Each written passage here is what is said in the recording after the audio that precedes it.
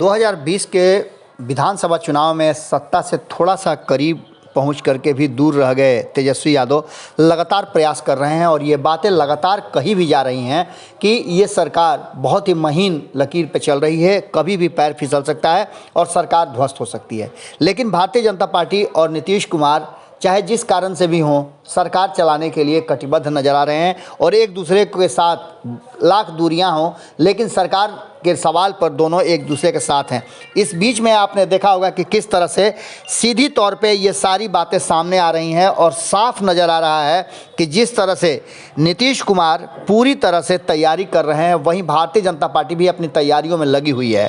24 सीटों के जो स्थानीय निकाय कोटे से एमएलसी के चुनाव होने हैं, ये चुनाव एक ऐसे मोड़ पर आ गया है जहां लग रहा है, और साथ ही बोचहा का सीट के भी विधानसभा के जो खाली हुए हैं उस सीट पर भी चुनाव के तारीखों की घोषणा ने एक बात तय कर दी है कि एनडीए के भीतर घमासान मचा हुआ है और कहीं ना कहीं तेजस्वी यादव जितना तेज़ी से प्लानिंग बना रहे हैं और उसके साथ उनको साथ मिल रहा है, बहुत सारे ऐसे हिडन मुद्दे हैं जिसको लेकर के कहीं ना कहीं तेजस्वी यादव को इस बार बढ़त हासिल है।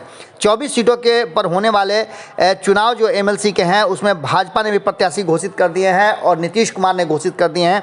कई प्रत्याशी ऐसे हैं जिनको चौथी बार जनता के सामने और चुनाव में उतरना है। ये ऐसे लोग हैं जो लगातार जीतते आ रहे हैं। वहीं पशुपति कुमार पारस भी एक सीट पर अपने उम्मीदवार उतारने के लिए ताल ठोक रहे हैं। वहीं दूसरी तरफ सबसे महत्वपूर्ण बात यह है कि जिस तरह से तेजस्वी यादव ने अपने पुराने साथी को अपने से अलग करते हुए, कांग्रेस को अलग करते हुए 23 सीट अपने पास रखा है और अपने ही गठबंधन के जो वाम दल हैं उनको एक सीट दे करके महागठबंधन को बरकरार रखते हुए पूरी मजबूती से और तैयारी के साथ इस बार 24 सीटों का चुनाव लड़ रहे हैं। आपको बता दें कि इसके लिए जहां नीतीश कुमार अपनी तैयारी कर रहे हैं, वहीं आपको बता दें कि यह चुनाव इतना आसान नहीं होगा जिसमें एनडीए को टक्कर न मिले और अब उनके उम्मीदवार जो चौथी और तीसरी बार चुनाव जीतने का ख्वाब देख रहे हैं, सपना देख रहे हैं और चुनावी मैदान में अपनी किस्मत आजमा रहे हैं, उसके लिए राजद ने पहले से ही तैयारी कर ली है। आपको पता है और हमने खबरों में बताया भी था कि तेजस्वी यादव ने साफ तरीके से इन 24 सीटों के चुनाव को अहम बना लिया है और इसे मुख्य चुनाव की तरह ही कहीं ना कहीं 2024 और 25 का सेमीफाइनल की तरह मान रहे हैं। ये वो अवसर होगा जब दोनों ही खेमे से अपने अपने भाग्य आजमाए जाएंगे और कई धुरंधरों को इसमें उतारा गया है मैदान में।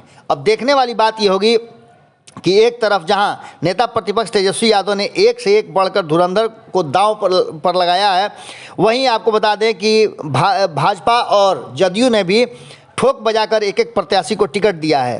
राजद और खास करके कहा जाए तो भारतीय जनता पार्टी और नीतीश कुमार के बीच जो टक्कर है, उस टक्कर में कहीं ना कहीं चिराग पासवान एक बड़ी अहम भूमिका में आ रहे हैं। और एक तरफ जहां उन्हें पशुपति कुमार पारस अपने चाचा से बदला लेना है, पार्टी को खंड खंड करने का, वहीं आपको बता दें कि ये पहला अवसर होगा जब नीतीश कुमार को भी जवाब देने के लिए चिराग पासवान तैयार होंगे। 2020 के चुनाव में जो कुछ भी उन्होंने किया था उसके चलते नीतीश कुमार की लगभग 30 से ज़्यादा सीटें कम आई हैं। उस सीटों पर हराने का ठिकरा जो है वो चिराग पासवान पर फोड़ा जाता है। लेकिन इस बार चिराग पासवान ने पूरी ताकत के साथ ये बातें कही है कि वो कई ऐसे उम्मीदवार हैं जिनके हार के लिए और उनको हराने के लिए वो पूरी ताकत झोंक देंगे। ऐसी स्थिति में कहीं ना कहीं तेजस्वी यादव को बल मिलेगा और तेजस्वी यादव को इस बार के चुनाव में कई ऐसे उम्मीदवार हैं जिनको मात देने का भी मादा